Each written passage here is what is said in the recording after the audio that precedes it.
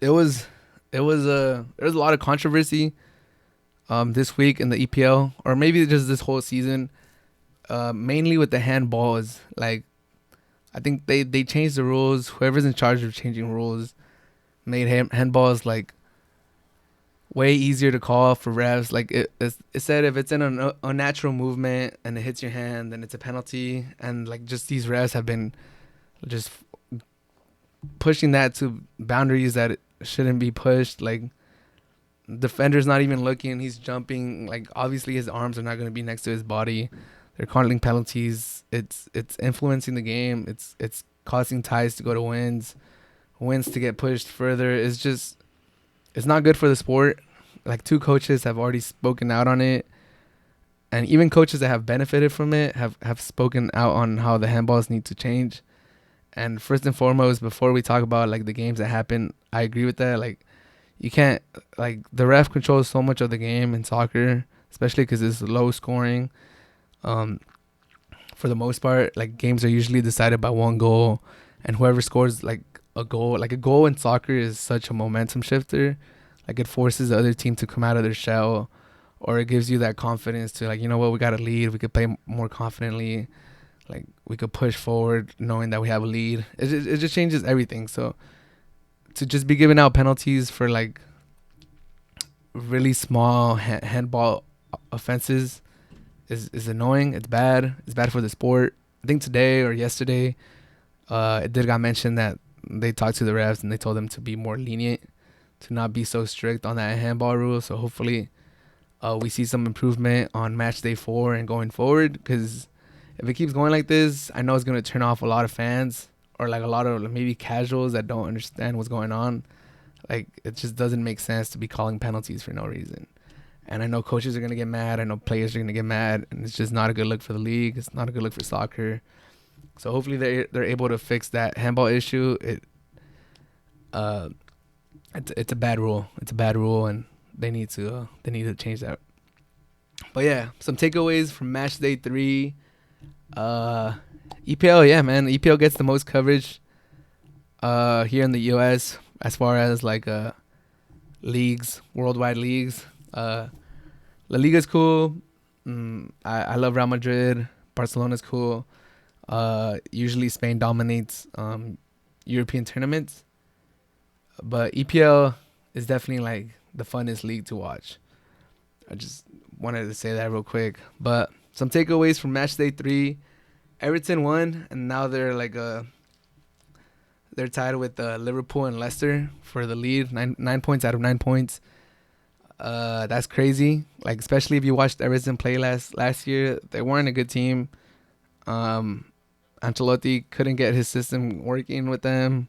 I think he got brought in in the middle of the season last year, so it's kind of hard to make stuff happen when he just come in the middle. But now he brought James in. He brought a couple other players in, and Everton looks good, man. They're fun. Their forward is like scoring goals for fun. It looks like a good team. They're just worried about the league. They don't have like European tournaments to worry about. The league and cups. Their squad is not that deep, so I think that really helps them. And Ancelotti's getting them to play like really, really good. James is a star.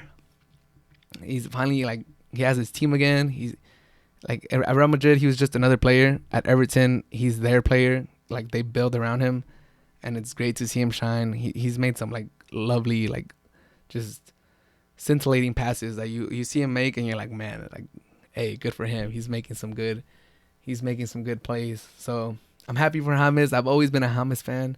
Not always, but like since he broke into like the limelight like on 2014 World Cup, I've always liked his game. He's like very fun player to watch. He's like smooth with his movements. He plays very calm. So very happy for him.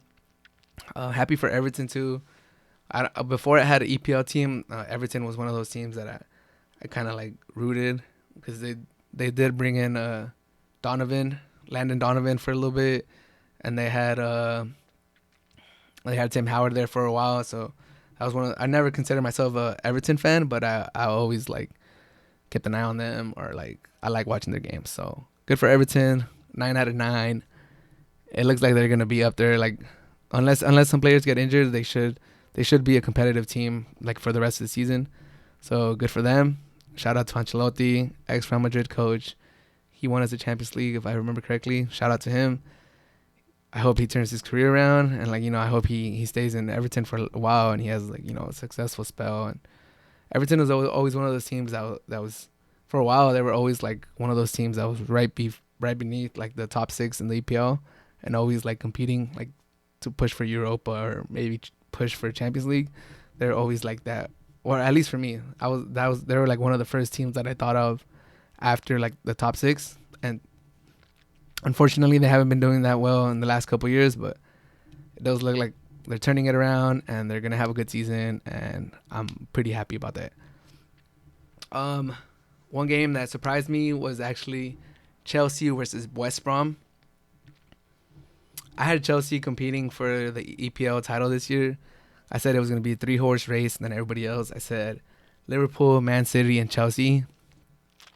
Chelsea made some really good signings this year, or big signings. So I thought, like, damn, like they finished the year pretty good last year. They had a ban last year, so they couldn't really bring in players. This Lampard is gonna, take another step of coaching this year. And man, West Brom is supposed to be like a bottom of the barrel team in the EPL. The first 2 weeks they got trashed. They look like going into this week, West Brom looked like they were for sure gonna get relegated. Like in my mind, I'm like, all right, West Brom is gonna get relegated. Their defense sucks. They haven't been playing good. They look like they're just in the EPL for vacation. Like they came up for 1 year, and now they're going back down. And thank you very much. So before Chelsea played West Brom, I hit up my soccer homies on group text, and I was like, damn, I have Chelsea putting four on them, like minimum.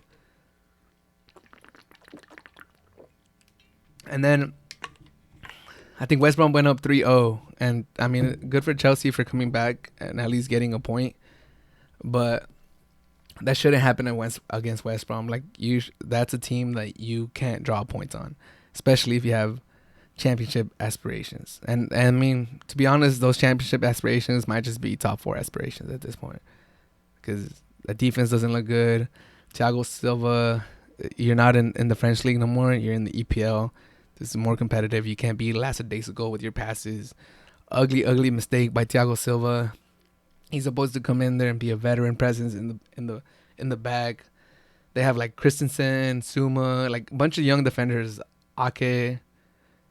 Oh no, Ake's with City, my bad. But they have Suma, they have Christensen, like young center backs. Thiago Silva was supposed to come in and be that rock, and they gave him the captain ban, and he messed up. And I'm sure he'll bounce back, hopefully.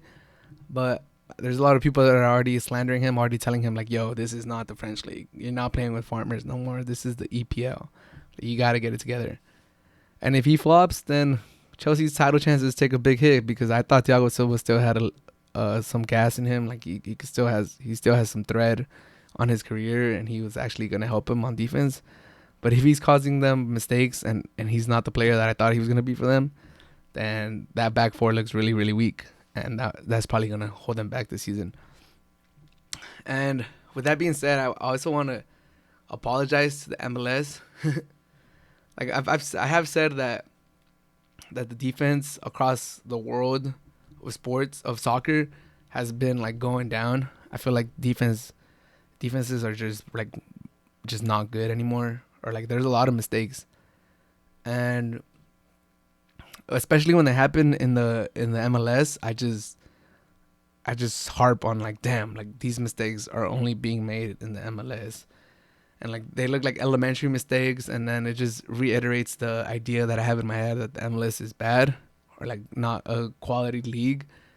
So maybe those mistakes are just common and they happen all over the world, because I mean, Thiago Silva had a howler of a mistake, and Liverpool against Arsenal, I'll talk about that game in a little bit, but Robertson had try to clear the ball, and it goes the opposite way, and Arsenal gets like a tap-in goal basically, and the Manchester City defense just looks clumsy, and they caused 3 penalties, and they look just super disorganized in the back, and It's just clumsy is probably the best word to describe City. Like defense, like they couldn't get out of the way of players. They're just clipping them in the bag. And if you put those mistakes from those big three teams in the EPL, and you put like if you put and you put like LA Galaxy like uniforms on them, or you put like you know some earthquake uniforms on them, and those same mistakes happen, I would have harped on that mistake way harder. I would have been like, man, I would have seen the clip and I would have been like, what's going on? Like this vintage MLS with terrible mistakes. And I feel like maybe that just happens everywhere, and I just harp on it more on the MLS. I know for sure it does happen more in the MLS. I don't want to just give them so much credit. I'm like, okay, it just happens everywhere, but I do harp on it way more in the MLS. And if like the top three teams in the EPL are having these mistakes too, then maybe I should relax a little bit when they happen in the MLS. Because if Thiago Silva and players in Man City and one of the best left backs in the world are having these mistakes, I should just, accept the fact that mistakes like that happen. And if they happen a little bit more in the MLS, that's fine. That's cool. I'll back off the MLS for a little bit. But speaking of the Man City mistakes, they got destroyed by Leicester. Leicester's a really good team, and once Maddison gets fully fit, they're definitely gonna push for top four again. Last season they kind of blew it. They were top four like the whole season, and then at the end I think they finished fifth. But they have a quality team. Brendan Rodgers, he's a good coach. I've always liked him since he was with Liverpool. Unfortunately, he wasn't able to get them that EPL trophy when he was there. I think he was the closest before Klopp that actually got them to like almost getting it. I think he was the coach when they choked that big lead like at the end of like I forgot what season it was, but you guys know what season I'm talking about when it looked like Liverpool was gonna win and then they fucked it up. But he's a good coach. He's good for Leicester. Like I said, Man City's defense is terrible. They look super sloppy in the back. Pep Guardiola has never really like been a coach that focuses on defense. He focuses on possession and like being able to break down the defense and having like really good quality offensive players. And then he just has like, for the most part, he plays the high press back four. But they look clumsy. Leicester exposed them. Leicester looked very smooth going forward, and that Man City defense didn't really look like they could stop him. And honestly, it could be a long season for Man City if they don't shore up that back line. And they're already 6 points behind Liverpool. They have one game less played, so they could just push it to 3. But we'll see if they're able to catch up to Liverpool. They definitely got to do something about their defense, though. They can't just move forward like that. There's no way they're going to compete for the title if they just keep that defense. It looks like they don't have a leader back there, Fernandinho, but he should be playing CDM. That's not his natural position. Laporte, like they need to get somebody there that just, says, "Hey, this is my defense. Listen to me," and like this is how we're gonna play. But yeah, just wanted Vardy scored a hat trick. He's a man. He's so good. 2 of them were penalties, and then another one was just a beautiful finish. Beautiful finish with his back heel. Ederson didn't know what was going on. Just Vardy's so nice. He's class. Respect for Vardy for just staying with Leicester and not leaving after their Cinderella season. And if you guys don't know his story, just real quick, he was like in the 4th division, and he just kept at it, and then came up with Leicester, and then now he's in the national team. He's one of the best forwards in the EPL. So I'm happy for Vardy. He's a great player. I'm happy for Leicester. They're another team that's like really easy to root for just because of how they build their team and how they came up. So happy for them. Another team that's pretty easy to root for would be my Wolves. I know a lot of people say that they're a fun team to watch. They're easy to root for. And they got trashed 0-4 this week. So much pain. Like, I was so hurt watching that game. It's probably the worst game I've ever seen from the Wolves with Nuno as the head coach. They look kind of lifeless going forward. They look like they're running out of ideas as the game is going forward. Like they don't know how to break down the defense. They look uninspiring going forward. Um, they need help in the back four. I feel like the defense is weak. I've been saying that. The only one that I really like is Cody, and he just got a contract extension. But the other ones, Bali and Size, like they're cool, but I think they need to go out and get like a quality center back to really like fortify the back. Because giving up 4 goals to West Ham, that's just unacceptable. It's a bad look for the Wolves. I think it's their worst loss since they've been up in the EPL like 2 years ago. It was a hard game to watch. Thankfully, it was on Sunday, so I had the Wolves game like on my laptop, I think, and I had the football playing on the TV. So I was like, all right, the Wolves are playing like shit. I'm like, let me just focus on football real quick, and then I'll go back. And I'm like, damn, they're still playing like shit. So it was just a bad 90 minutes for the Wolves. They didn't really get nothing going forward. Like I said, it was just a bad game. I don't want to harp on it too much because it hurts to talk about it. Yeah, like going into they did a okay showing against City. The second half, especially, first half was bad. Match day number 2, and then I follow this like beat writer for the Wolves. I forgot his name, but he was saying that losing to City is not gonna define your season, like these next 4 or 5 games. And then he listed like the 5 teams that they were playing after City, which was like West Ham, and then like basically middle tier teams. He was saying like that's what's gonna define our season, how we perform on these next 5 weeks. And I agreed with that after match day 2. I'm like, yeah, like there's nothing wrong about losing to City. Like they're a title contender, and we're like a mid-table team or upper mid-table team. So like we should always want to beat City, and we have in the past. But if we lose to them, it's not the end of the world. And I was like, yeah, these next 5 games should that's what's gonna define our season. And to start this 5-game stretch and get trashed 4-0 is worrisome. So I hope Nuno turns it around and they bounce back next week. But it's rough. It's rough. I for the most part, the soccer teams I follow before the Wolves are America in Mexico and Real Madrid in Spain. So I'm always like a front runner, or I've always rooted for like the teams that are at the top of their respective leagues. I mean, Real Madrid has had some bad stretches in La Liga, but for the most part, they win most of their games just because they're Real Madrid or they're America, so they have like pretty good seasons. So Wolves is like one of the first mid-table teams that I've actually become a fan on. So, like, damn, this is rough. Seeing your team get trashed 4-0 is not fun. But last game I wanted to talk about was Liverpool versus Arsenal, game of the week for the EPL match day 3. They both came in undefeated, 2-0. Arsenal had looked good. They killed West Brom on week 1, and that was kind of like, okay, like they're gonna have a good season. And then Liverpool started kind of slow against Leeds, I think, but then last week they looked good against Chelsea. So there was a lot of hype coming into this week. Arsenal versus Liverpool. It was going to be a good barometer for both teams. Like, if Liverpool takes care of Arsenal, then they just took care of a good team, and then it looks good for their chances going forward. And then if Arsenal plays good against Liverpool, not even if they don't beat Liverpool, but if they play good, then you're like, okay, Arsenal are on their way back to being like a top 4 team.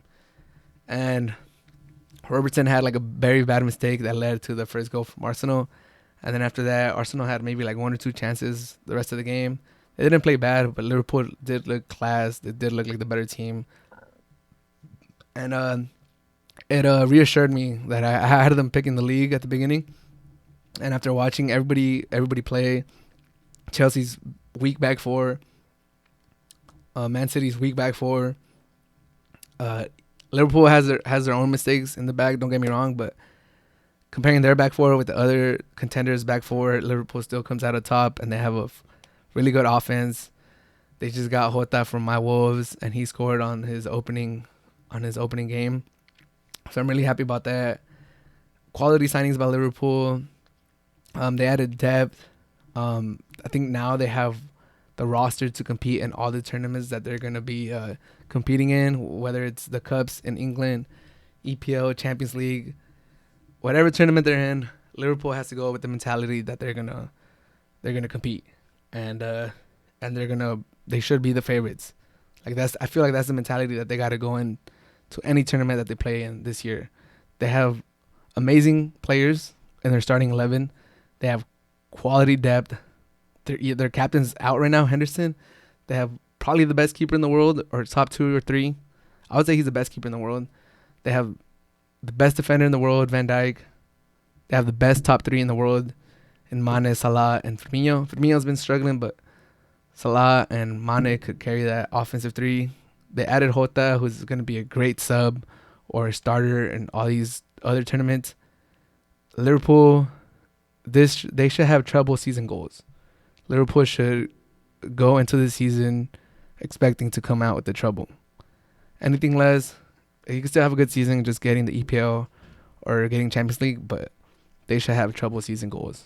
That should be their goals for this season. It should be trouble. There's no reason why that shouldn't be the goal for Liverpool. They have quality team, probably the best coach in the world. So yeah, if you're a Liverpool fan, is looking real nice for you. It looks like your board is behind keeping Liverpool relevant and one of the best teams in the world. Quality signings, quality head coach, quality roster, great start of the season. It's looking good for Liverpool. And those were my takeaways from match day 3. Liverpool should be the favorites to win the season.